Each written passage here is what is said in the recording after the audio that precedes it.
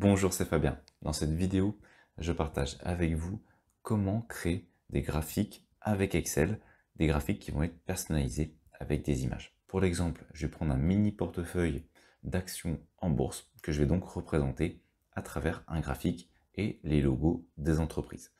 Je vais donc sélectionner mon mini tableau qui contient mon portefeuille. Je vais faire insertion. Je vais choisir un graphique en secteur. Et maintenant, l'objectif, ça va donc être de représenter chaque action par son logo. Pour Total, on est sur le bleu. Je vais donc choisir le bleu et en double-cliquant dessus, j'obtiens la mise en forme du graphique. Je vais donc aller sur remplissage et traits, remplissage avec une image. Alors pour le test, j'avais déjà ajouté l'image pour m'assurer que ça fonctionnait bien. Donc vous avez déjà l'image de Total. Ce que je vais faire, c'est que je vais vous montrer pour la seconde image. Donc je double-clique directement sur la seconde qui représente Renault. Je vais sur remplissage avec image, source de l'image, insérer, plusieurs possibilités. Soit on récupère depuis OneDrive, donc son espace personnel qui est relié à Outlook, soit on recherche l'image directement sur Bing, donc sur le navigateur de Microsoft, ou alors on va télécharger l'image qui nous intéresse. Ici, l'image, ça va être celle de Renault. Je vais donc faire insérer et j'ai donc le logo de Renault qui vient d'apparaître. Ensuite, je vais faire pareil avec Vinci. Alors,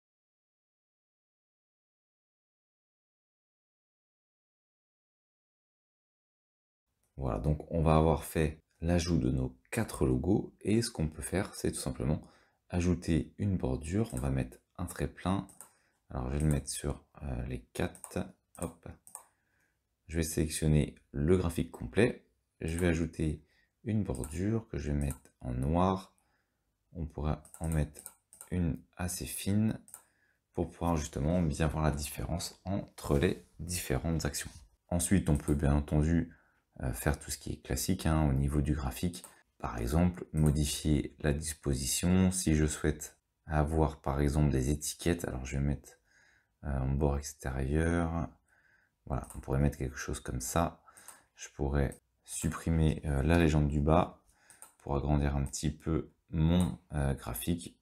Et puis je pourrais très bien agrandir ce graphique. Donc voilà comment on peut ajouter des images dans un graphique. Il suffit de modifier le remplissage par les différentes images que l'on souhaite utiliser.